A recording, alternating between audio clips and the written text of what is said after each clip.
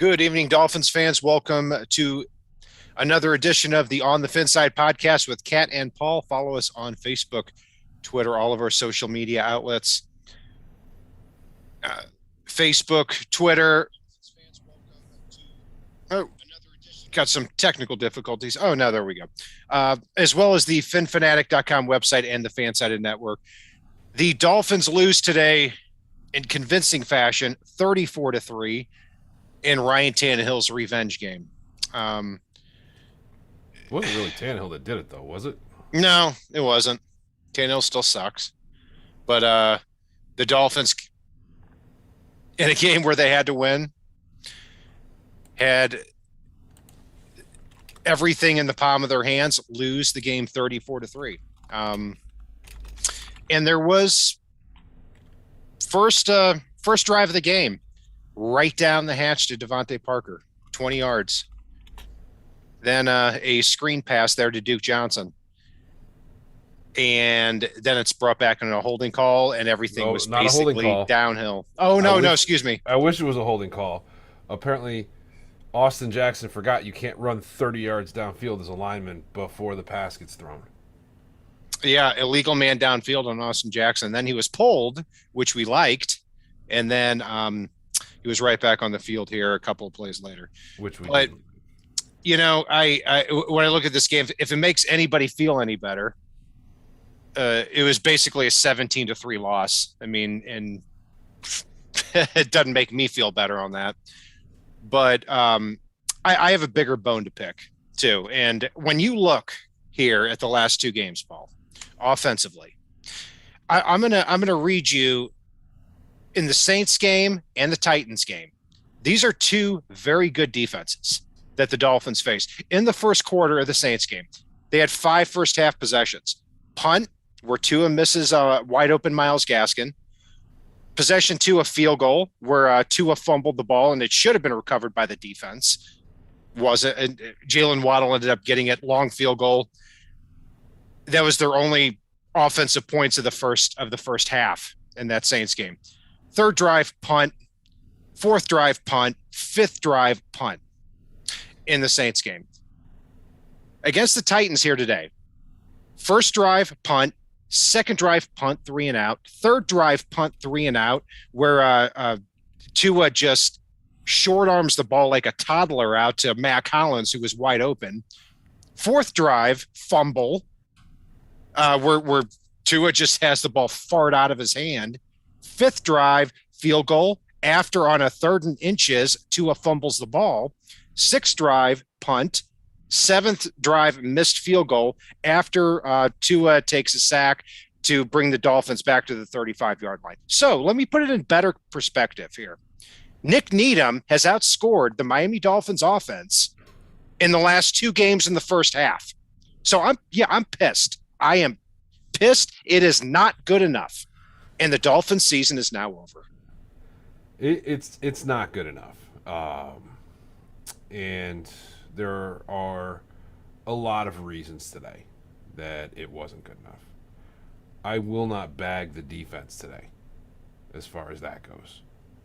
Everybody else is fair game. Flores, offensive coordinator. Actually, almost everyone else is fair game. I'm not going to bag Gesicki. He did most of what was asked of him. I'm not going to bag Devontae Parker. And I'm not going to bag Jalen Waddle per se, but this was probably the worst game I've seen from Jalen Waddle this year as far as that goes. But you're trying to catch a slippery ball in the freezing rain at some points today. I can't believe our offensive coordinators, with the game not out of reach, went to a pass-heavy offense when Duke Johnson was averaging 7 yards per carry in the freezing, driving, sleeting rain. We had plays today where more players touched the ball on a given play than ever in the slipperiest of conditions. Pilardi punted like garbage today. And I'm sorry if your theory holds true that maybe Pilardi's part of the problem with the field goals. If Jason Sanders, as a professional getting paid millions of dollars to kick field goals, can't figure out that the holder's a problem enough to speak up and, not risk his millions of dollars, old Dong Sanders needs to go out of town too. I'm not going that far on Sanders yet because look, when you miss a 59-yard field goal last week and a 53-yarder this week, I'm a little bit more open to that compared to what we saw here today. But yeah, I have a bigger problem when the Dolphins punt from their own 30 and the Titans then have the ball at their own 35 after doing that. No, Pilardi's not good enough. You've got to get rid of him. But we'll get past the punter here for a second in special teams because we've got bigger problems to talk about. Yeah, I mean, the Titans' run defense over the last 6 weeks has been allowing 2.6 yards a carry to opposing running backs. The Dolphins averaged 5.2 yards a carry today, and Duke Johnson looked fantastic out there. And look, I understand when you're down, you're going to be throwing the ball more and you're expected to. But, I mean, every single time he touched the ball, it seemed like he was getting 10 to 15 yards.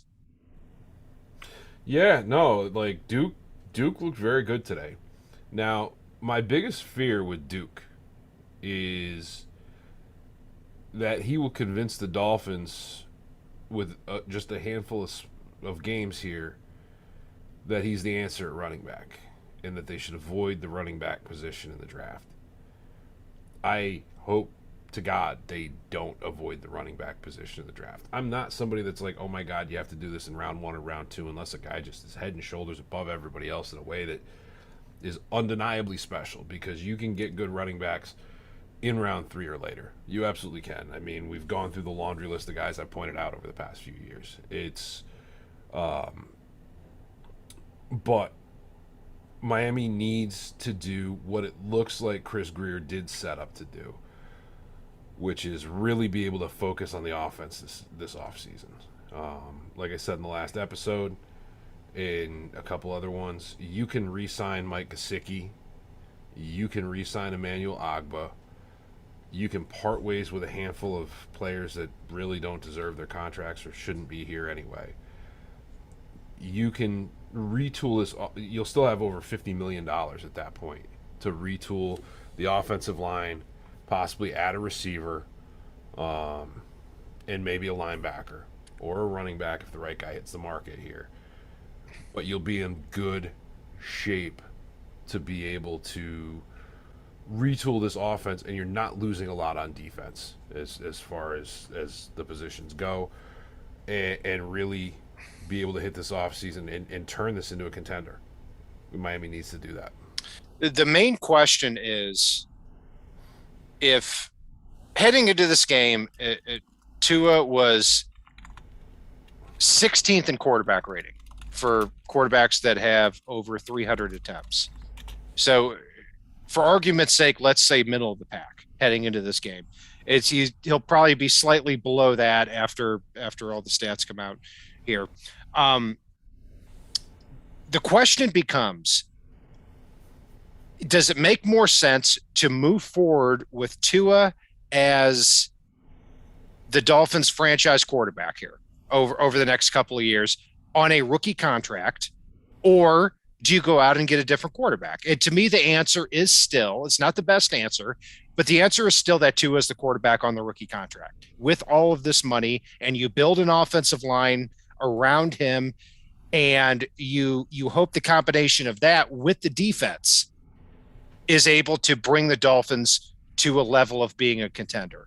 It's not the best situation, but I keep going back to Jimmy Garoppolo and how the 49ers got to the Super Bowl a couple of years ago. To me, that's the Dolphins' best route. It is, and I do think you stick with Tua for now. I think 18 games into his young career, he hasn't said that he's the answer yet, but we also don't truly know that he isn't. I mean, look at a lot of quarterbacks, essentially the equivalent of one season into their career. And Tua's numbers don't look bad. I mean, they're not Herbert-level numbers, but Herbert's almost a full season ahead of him at this point. Joe Burrow, well, I already believe Joe Burrow's on a different level, and he didn't do anything to disprove that today. That was impressive. And actually, Kat, I want to do a quick intersect here, though, onto a different topic, because it's something we have never seen in the NFL before, and it happened today. Oh, Antonio Brown? Yes, we've seen a player quit at halftime, but never in the middle of the third quarter. What a shocker. Antonio Brown's a lunatic. I mean, wow. The best meme that had me in stitches. And you know what? The Antonio Brown stuff helped me get through today. But the one that had me in stitches was, any day can be a half day if you just effing leave. Well, it's better than how Vontae Davis left still. I mean, at least he sneakily left at halftime where people are like, where is he? Did he get hurt? Yeah. You know. What a surprise. The guy that filmed himself calling his girlfriend the C word in front of her children on camera is a lunatic. I mean, who knew? I mean, yeah. Well, just cheers, Antonio Brown. I mean, in reality, Antonio Brown should have gotten the Buccaneers a penalty dancing through the end zone shirtless in the middle of the third quarter. But just, I don't think anybody knew what to do. Nobody cared, because anybody with a brain in their head knows he's a lunatic. Yeah, so, but that's still technically a penalty on the guy while he's out. Yeah, you should throw a penalty on that. That's 12 men on the field at least. I mean, it should be a 15-yard penalty. I mean, Nick Needham got called for pass interference when he was mugged by Chester Rogers. You know, the best penalty Miami had today was Devontae Parker telling that referee to go pound sand. I agree. Because and I think on the ground. Like, the guy took him to the ground, and he reached up and slapped the ball with his hand, and the ref's like, we're good on a fourth down. Yeah, in the interest of not blaming refs for what we saw today, they're not the reason, but they were a factor in the overall it was terrible. outcome. It was terrible both ways. I mean, there was that 45-yard catch and run by Dontrell Hilliard where there was a clear block to the side, a beautiful block by the Titans player, and that was called as a penalty too. As a guy that's a line guy and big on blocking, because if he hadn't pulled his head out and slipped his head in front, I think he would have gotten away with that block. But unfortunately, because he pulled his head out and came in with his shoulder into the back of his shoulder pad right here, it's a petty call, but it's technically a letter of the law call. Yeah, I still don't like it. Love it or hate it. At least that one is following the actual letter of a rule. There were at least 7 calls in this game that were embarrassing. I think 5 of them went against the Dolphins. I don't have the patience to go back and go through all of them. No, and when we say this about the officials, before anybody gets too up in their feels about it, this is not what lost us this game. It definitely had an outcome on, or had an effect on the final score, but the officiating did not lose us this game. It definitely didn't. And a concern I have as well moving forward here with this offense and with Tua is, obviously the weather played a factor here today a little bit, but the Dolphins are going to be playing at Buffalo, at New England, at the end of the year. They're lucky they weren't this year. That was a big break here with the schedule. Well, our offensive coordinators are going to call the same game plan, whether it's, tornadoes, monsoons, ice. I've come around a lot more on George Gesicki until today. This is what killed me. Dolphins are down 17-3. Tua drops back, connects with Jalen Waddle for a 55-yard pass. Up to that point, Waddle had 1 catch for 0 yards in the third quarter. The Titans based their entire defensive strategy around stopping Jalen Waddle. I'm surprised it's taken this long for an opposing defense to do that. And then right after catching that 55-yard pass, you would think that the quarterback would run up to the line and they would call a play to keep that momentum going. What do? Take him off the field and do a freaking wildcat play. I mean, typically I think complaining about play calling is always second guessing. But what a joke. Yeah, no, there's a lot with the play calling that I don't necessarily get. The biggest thing for me and the most egregious thing for me is you look back at the Saints game last week. They were basically running Devontae Parker on decoy routes where he's getting bracketed with trying to prevent anything deep and just allowing Waddle to just slash and gash through the middle of that defense. This week, teams were focused on you ain't getting the record against me, Jalen Waddle. And Devontae Parker was having a great game when he got the opportunity. Mike Gesicki, when they suddenly went, crap, in case of emergency, break glass and throw it to Gesicki, he had a pretty damn good game. And then they went right back away from him again, never to return. Duke Johnson was having a great game. And they kept getting away, and it really pissed me off towards the end when they started just trying to force feed it into the one of the three name receivers out there that was probably having the worst day of the three. And some of it was that they were scheming against it, but some of it was just the fact that, you know what, he was struggling at times to make catches today. And a couple of things there. I agree with you on Duke Johnson. I mean, he looked like he did in that Jets game. Mm-hmm. I mean, he averaged 7 yards a carry today. He did. He averaged 7 yards a carry. Devontae Parker and Tua just seemed to not be on the same page all day. I mean, there were 2 or 3 throws where the timing was off. And one of those throws was on a 4th and 2, where they were so off that Tua just threw the ball out of bounds on a 4th down play, which I'm extremely angry with Tua about still. Mm-hmm. Mike Gesicki, 4 catches for 53 yards today. I will say this about him, okay?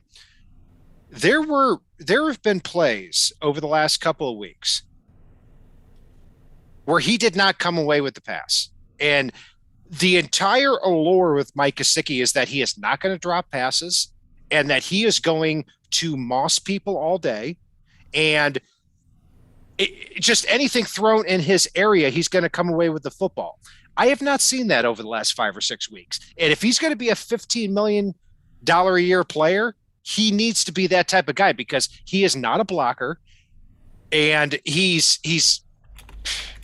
a big slot guy. I mean, so look, I'm not bailing on Gesicki, and I still right now think that he is worth it. But some of that shine has worn off over the last couple of weeks. And if you look at Tua's only interception, it hit Mike Gesicki right between the numbers. So one thing I'm actually going to challenge you and our listeners, if they so desire to do, is, and this is not on receiving plays, or at least receiving plays thrown to Mike Gesicki over the past few weeks. Go back and specifically watch Mike Gesicki when you've got some free time. We are saying, and you know me, I'm a tight ends guy. When he was coming out of college, I was destroying him for the fact he couldn't block. I've literally made every joke there is on the planet about the fact that he can't block. Mike Gesicki, over the past few weeks, has actually started doing a decent job blocking. Not a great job, but enough to get the job done. And if you add that to his repertoire, there were a couple of drops today, things like that. This is not passing weather. And he is worth it. The 13, 14 million a year it's probably going to cost to retain him, possibly 15 million. if he's added blocking to his repertoire, and I'm willing to take the last few weeks as an aberration with the balls that he's missed or dropped. Tua did not seem to be on the same page with several of his receivers today at different points in time. See, I think with Gesicki, the whole thing that like he is absolutely unusable out there in any facet as a blocker, I think is wrong. I mean, look, he could be a positional blocker because of his size. Okay. He's never going to be a great blocker, and that's not what he should be. But as we sit here today, you know, you're talking about somebody who in back-to-back seasons is going to be a top 5 receiving tight end in terms of yardage in the NFL. You're going to let him walk over a couple of $1 million? I'm not saying you, but I mean, but you're going to pay somebody $10 million a year to come in and do what, block a little bit better and catch a lot worse and be no threat to run with the ball after a catch? Yeah, I mean, right. Gesicki's a mismatch problem. And that's why I am still right now in favor of him being retained or franchise tag. I wonder if the Dolphins feel the same way, to be quite honest with you. I wonder if Gesicki's willing to sign anything but the franchise tender. We'll see. If you're only using him as an in case of emergency break glass type of guy. Yeah, I mean, blocked me on Twitter for saying I like Dallas Goedert without even digging against him. Sounds like my my Jonathan Martin situation with that. Hey, Jonathan Martin, at least he could block on Twitter. Jonathan Martin, I never actually. I made a point to not actually tweet at him ever. He found me out and blocked me. I mean, I was actually kind of impressed with that. Anyway, by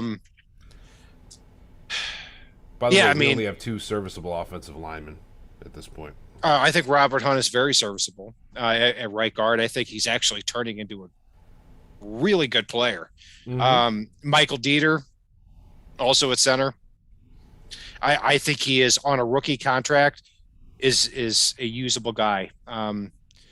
Liam Eichenberger, left tackle. You've got to go back and watch the tape and see 2 or 3 snaps. They were so bad. One of them was the one that took the Dolphins out of field goal range. Austin Jackson is just completely aloof on the field as usual. Jesse Davis probably had the best game out of all those 3 guys, but still, it's just a matter of time. But the big thing is, if this is a good offseason with the offensive tackle group, both in free agency and in the NFL draft, I can't emphasize enough. Get 2 offensive tackles and shove the rest of your resources inside. Liam Eichenberg should be a left guard next year. Michael Dieter, center. Robert Hunt, right guard. This isn't tough. I mean, you shouldn't have these guys out on the edge. No wonder why Harold Landry absolutely disrupted everything that was going on today. He is a legitimate NFL pass rusher. He got his 14th sack of the year against these. Man, yeah. I'm pissed. Yeah, no, I'm with you. I'm starting to get riled up now. You mentioned Jesse Davis and Austin Jackson. It tends to rile people up. So, Kat, quarterback grade. What you got? With Tua, I've given him last 2 weeks I gave him a C- and a C.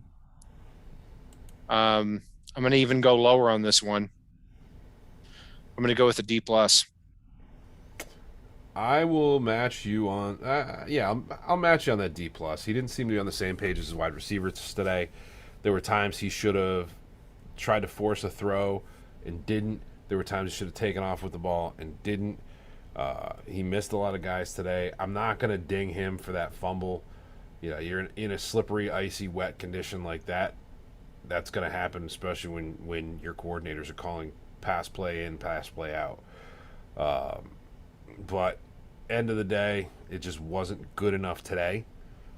So I can match you on that D+, and I'm going to give Mike Gesicki an incomplete because he only had 1 attempt passing today. He did throw the ball today, and actually his arm strength looked pretty good. Yeah, a nice little spiral down the field too. And he understood that the play that was designed had triple coverage around it, so he gets bonus points for that. Running back, I'm going to throw it back to you.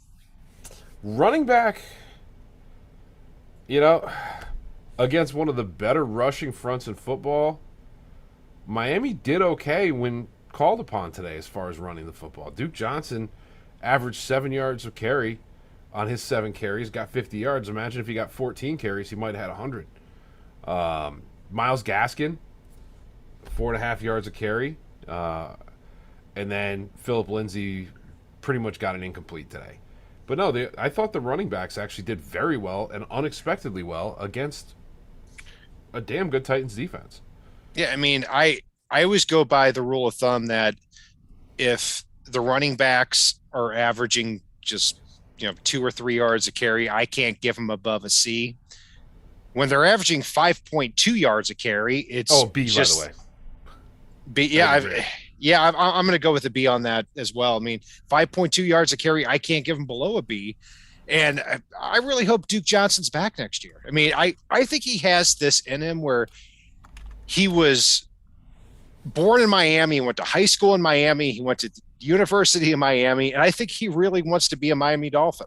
And even if he doesn't come back and he's not a complete running back, he'll be a serviceable player because he's so good in the passing game, and he's been able to put his head down and actually truck people. So I hope he's back next year. Receiver, it was an odd day because heading into the game, Jalen Waddle 96 catches, and halfway through the third quarter before catching that long pass, had just 1 catch for 0 yards. And anytime they tried to get him involved in anything, it did not work. And kudos to the Titans for focusing on him. Once Tua connected with Waddle for 55 yards, that should have been the thing that said to the Dolphins offense, okay, let's go now. And instead, they take Tua off the field and go Wildcat. I mean, I can't get over that. Throw Jacoby Brissett in and have him throw a bomb. Oh, we haven't even gotten to that yet. Also, I thought Devontae Parker and Tua were not on the same page all day. Parker had a few really good catches, and that 20-yard catch in the first drive should have set the tempo for that drive and for the rest of the first half, but it did not.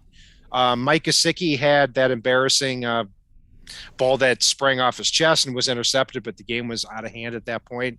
And, Matt Collins was open on that second drive for what should have been a first down. But other than that, he didn't catch a pass. Isaiah Ford didn't catch a pass. Durham Smythe, solid player still, but overall, I'm rambling along, and I'm going to go with a C+.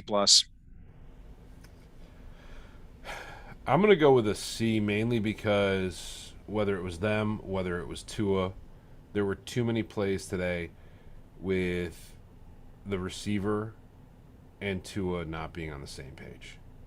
And regardless of who's right and who's wrong, eventually one of you has to figure it out. And they didn't do that. And I think if they had gone Parker and Gesicki's way more, even though they weren't on the same page, I think Miami probably would have done a little bit better today. Probably still would have lost, but at least would have been a little bit more effective, especially with the Titans' game planning to stop Jalen Waddle.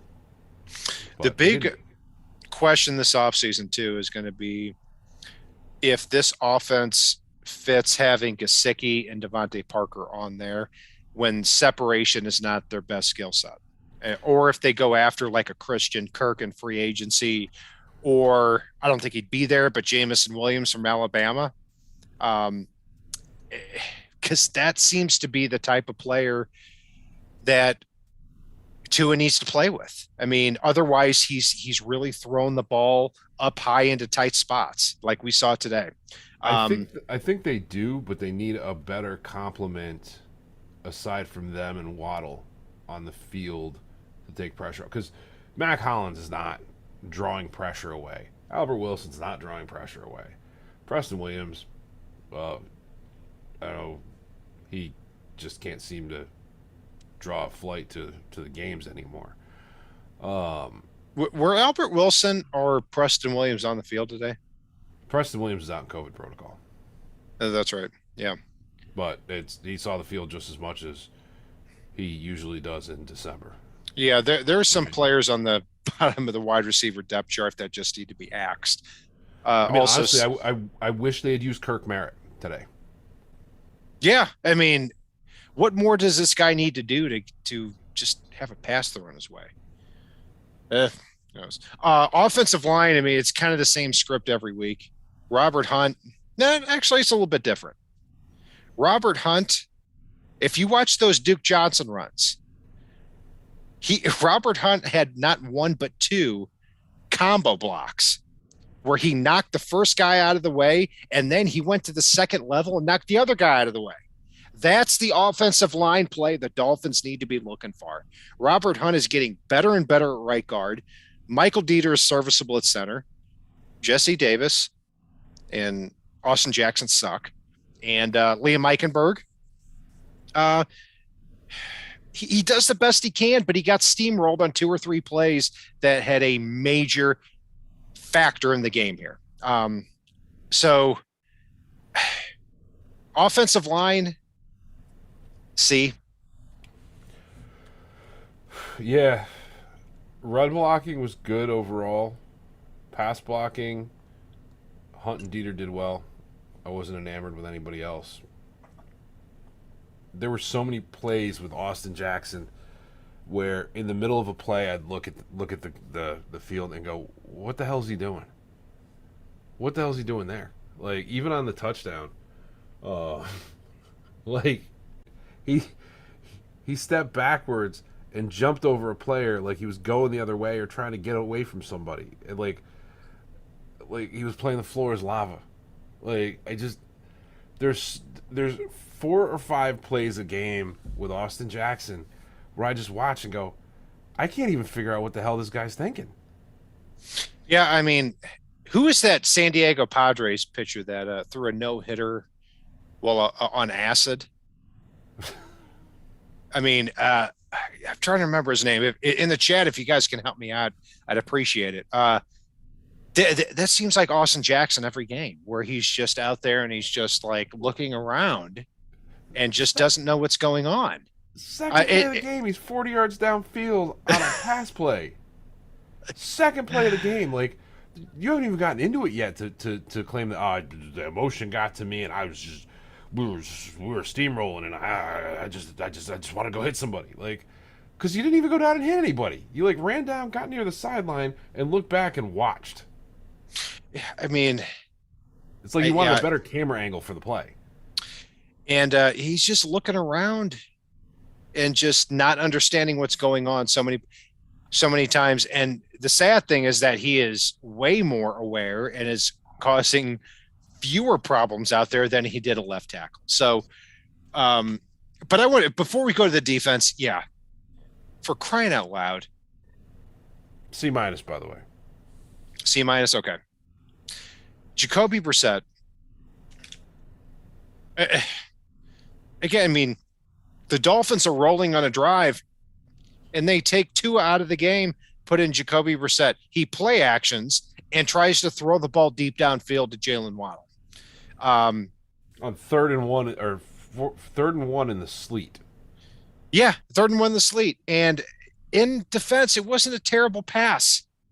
But you better hit that play every time if you're going to do it, because you're taking your starting quarterback off of the field. It makes absolutely no sense. Yeah, he drew roughing the passer because the Titans were so insulted that they put him on the field that they had to rough him up.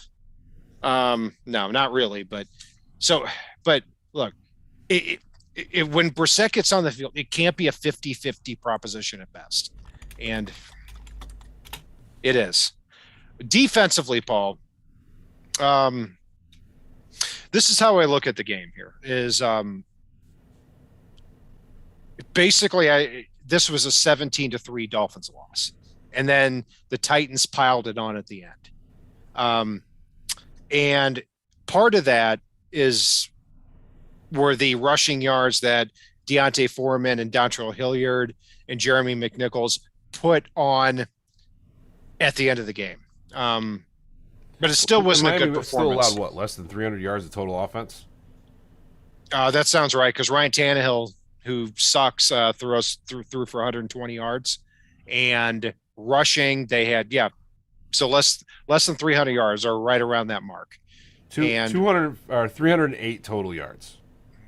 but there were a lot of plays though when the game was still in reach where those Titans running backs were getting 5, 6, 7 yards into the hole, and that started to have a big impact on the game. But Would it alarm you if I told you that the player with the most yards per carry today, other than actually tied with Jeremy McNichols, was Duke Johnson? No, because Duke Johnson looked good when he carried the football. And also, too, he only carried the ball 7 times. So that does factor into it, too. PFF said that Christian Wilkins looked like a star today. And I firmly disagree with that comment. Okay. Because I thought he took himself out of several plays, especially those big running plays. But also, there could be some linebacker gap assignments that were also missed. Overall, Christian Wilkins is having a good season. Zach Sealer, I thought, just a monster again today as far as getting into the backfield. Emmanuel Ogbah went up against Quisenberry at right tackle, who's having a great season for the Titans. And Ogbah pretty quiet today. No batted down passes. And when they were running the football, they ran the ball at Ogbah as well. Not a good game from him. Had a fumble recovery in this game, though. Which play was that? The one where Foreman fumbled the ball right before he hit the ground. That's right, yeah. Fumble, and Ogbah came up yeah. And they went, second down. And floated and challenged. God, I say it for both sides. I don't blame refs unless it's absolutely egregious. These refs need to be paid a lot more money, and it needs to be a full-time job for them. Are you kidding me? They ref football games in their off time? Are you kidding me? This isn't T-ball. Jalen Phillips very quiet today. When Jerome Baker got that sack, I thought it was Phillips, and I got all excited. But hey, Baker 6.5 sacks on the year. But we're talking about defensive linemen here, so yeah. You know what? Phillips had a really, really beautiful chase down tackle on Tannehill at one point, and also flushed Tannehill too on another one where I think Tannehill threw it away. So the moments he had when asked, I think he did well, and he did drop in coverage a few times today, and was part of the fact that he actually did well in coverage. It was part of the reason why limiting Tannehill's passing yardage today. Yeah, and there was some comment. There was a tweet from Cameron Wolf that I just responded to on Twitter about how Tannehill didn't say anything to the media about playing the Dolphins, et cetera, being classy about it. And in the last quarter, he said basically give it to the Dolphins, which, hey, that's totally fine. But I say to Ryan Tannehill, I say, you threw for 120 yards and you're not very good. You're still not very good. I don't care if the Titans beat the Dolphins today. You're still not good. So congratulations on your 2 play action rollout touchdowns to your tight ends, because that's really all you've got there. I mean, so based on that, I'll actually give the defensive line an A- today. I think they played very well overall. I know that there were a lot of yards racked up on the ground, but again, they limited passing. There were a few plays where what's his face broke it a little bit, but you know what?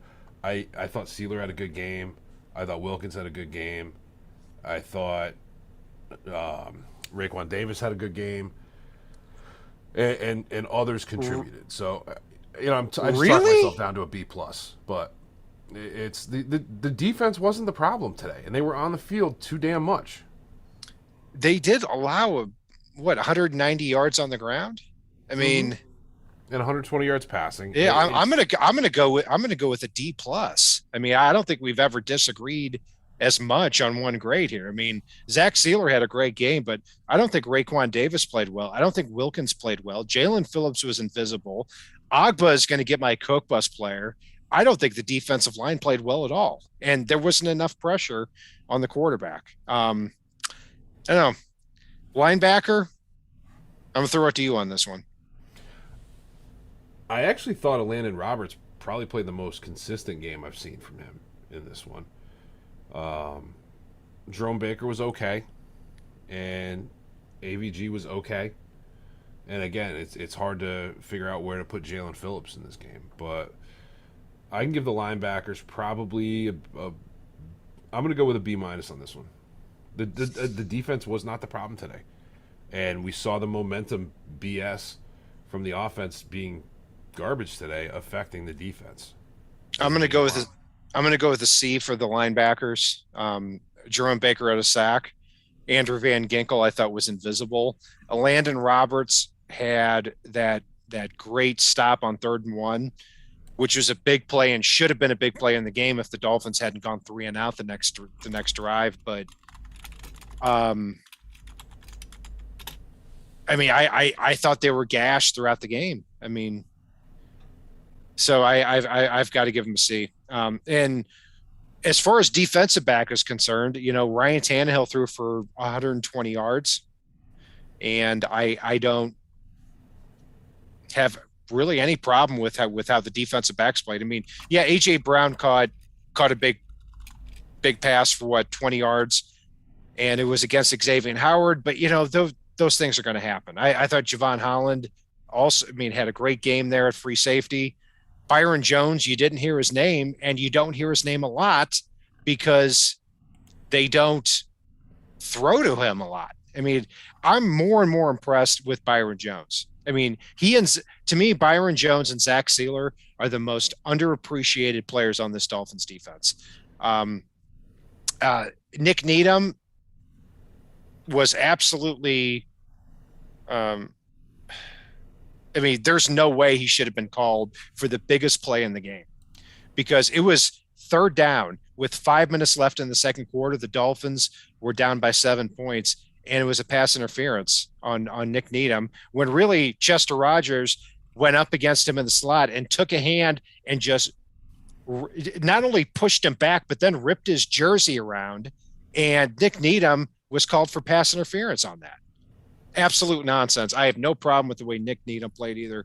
So the secondary, kind of going to your point, that I don't blame the defense a lot, but I can't forgive 190 something yards on the ground for. And that's where, and this is the same this is the same thing that also happened to the Saints last week. You remember early on in the game, the Saints defense played well against Miami. And as the game wore on and the offense played more and more ass and put the defense in worse field position than they should have been at times, when the special teams played better than our special teams did today. And it wears the defense down both physically and psychologically in a game. And, yeah, they ran the ball 40 times for 190-something yards today. They had a decent yards per carry. The Dolphins wound up just watching the last one go by, just going, screw it, doesn't really matter at this point.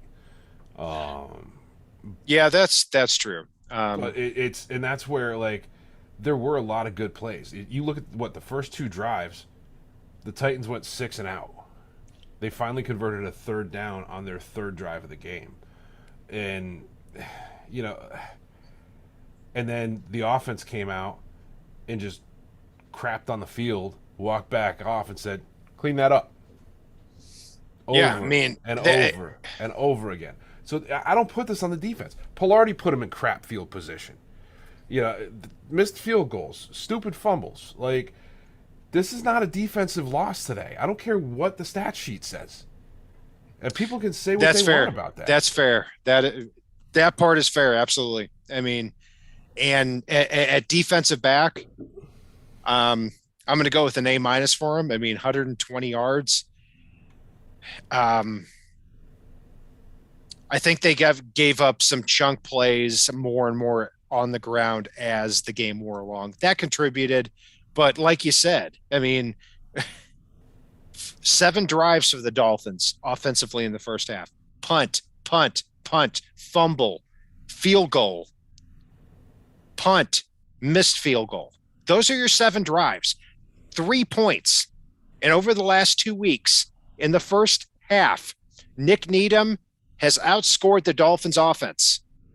I mean,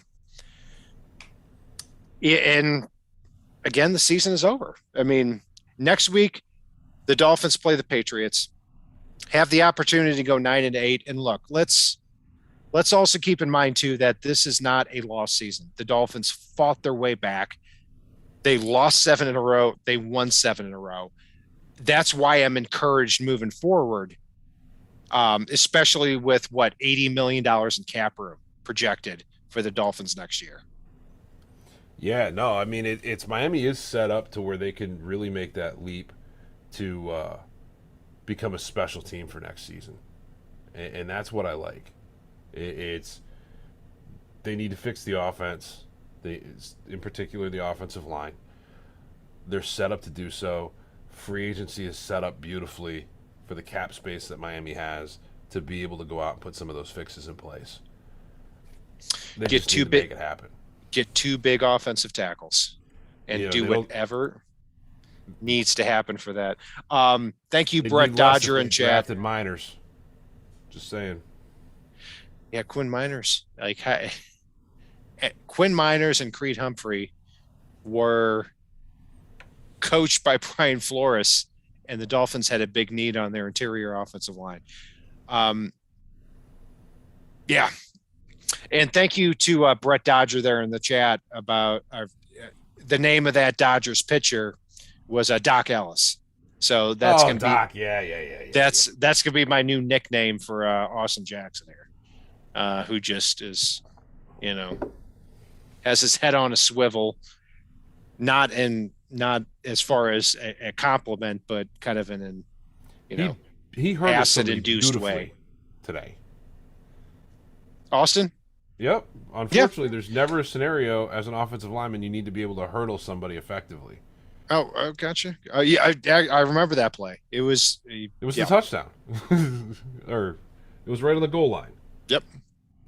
And look, Austin Jackson has shown some nastiness, but the cons far outweigh the pros still with him.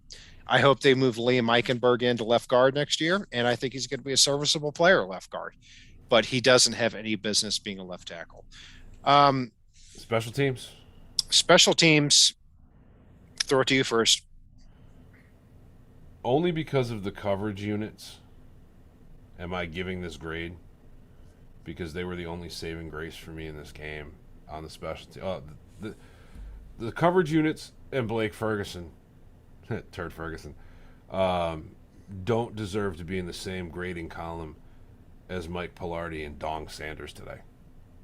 But Dong starts with D, and I can give that to our special teams unit today. A D for the special teams unit. Yeah. How like the fact that Pilardi actually punted one somewhere in the we had a punt go off another player's helmet today in his first NFL action. Luckily, it went out of bounds. Like Pilardi kicked punch short over and over and over again today. Our return, he was bad. Negligible. He was bad. We had a missed field goal in this one. I don't care if it was 50 yards. Like, it's.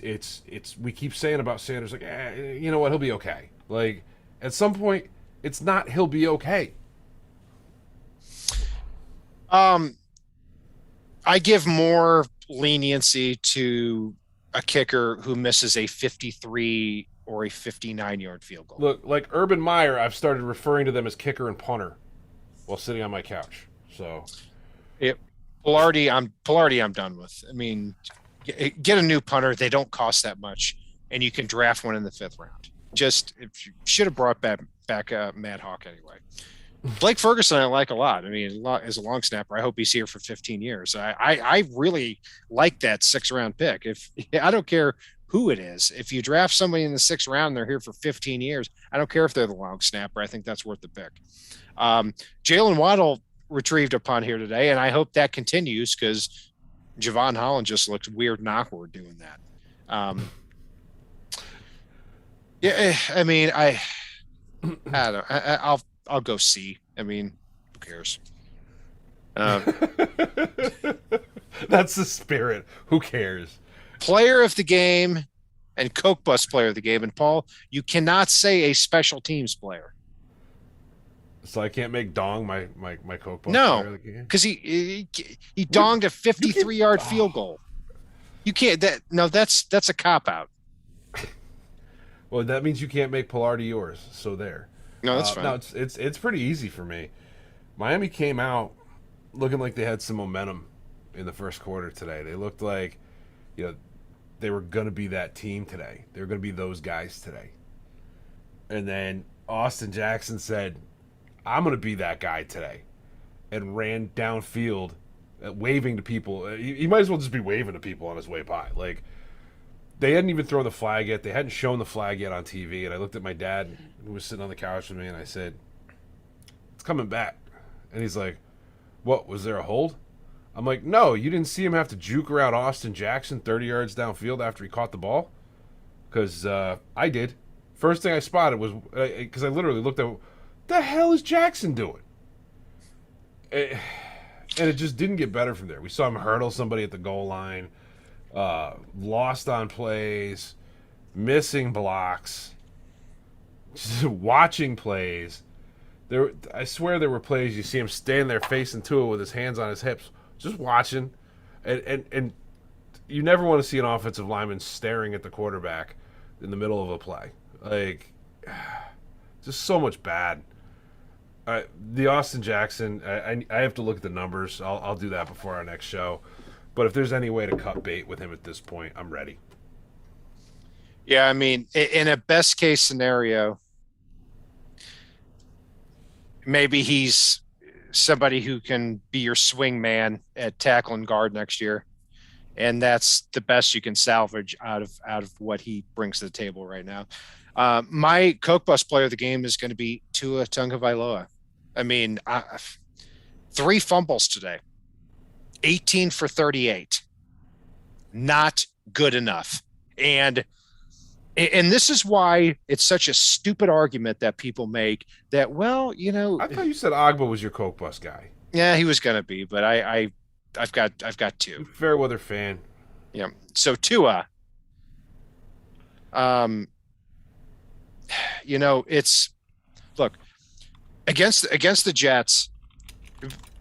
So when I gave him a grade of a C-, I got dogged for it, and I thought it was. I laughed about it. I thought it was ridiculous because. Can I name a player of the great game too? I mean, Tua had 2 interceptions against the Jets. The Jets had 4 interceptions all year against the rest of the NFL. It wasn't good enough. And then the next game against the Saints, if you take out that one drive where he had a 40-yard connection to Mac Hollins, and then on the flea flicker play, a 25-yard to Jalen Waddle on the next play, you take that out, he has an embarrassing game. And today was not a good game from him either. 3 games in a row now, Tua has been terrible, okay? And next game against the Patriots, even though when there's nothing at stake, it's important for him to do well. I hope he does well.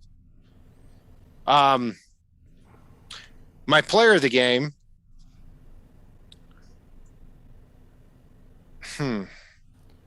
this one's a little bit tougher. I'm going to go with Byron Jones.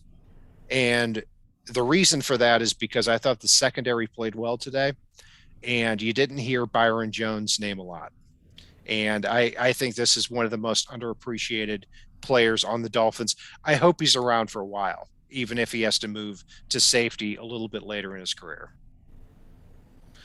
I am going to go with, for my player of the game, if he got a few more carries, it would have been Duke Johnson, but since it wasn't, I'm going to go with Robert Hunt as a bright and shining beacon. Ooh, good one. Along that offensive line. The reasons you said with the combo blocks today and the holes that he opened up for Duke Johnson and Myles Gaskin to be able to run through. he just continues to put together solid footage the past few weeks, getting better and better at that guard position. And you know, as a cornerstone of the offensive line for the future, on an offensive line that probably needs 3 new starters next season, if not 2, at the least. Robert Hunt played very well today. Yes, he did. Chris Dunkley said said in the chat, Tua's stubborn ass needs isotoners. Oh, you. Well, and that's actually, I want to go back to Robert Hunt for a second. The fact that it was so wet, sloppy, and slippery today makes those combo blocks even more impressive because of the footwork that's required in the weather like this to be able to not just put the first guy down, but go and get another. Yeah, that is a nasty field in Tennessee, and that's been known for being a nasty field there. So it's not a surprise if players were slipping around all over the field, because that tends to happen. Yeah, and somebody said in the chat, Mac Jones better than Tua. No, I wouldn't go that far. I mean, I don't. I think Mac Jones is in the same boat that Tua's in, and I think it's also very important that moving forward, Tua is a better quarterback in this division than Mac Jones and Zach Wilson. That's because if that happens, the Dolphins are likely moving forward going to be the second best team in the AFC East, behind the Bills, and the Bills are the team to beat. I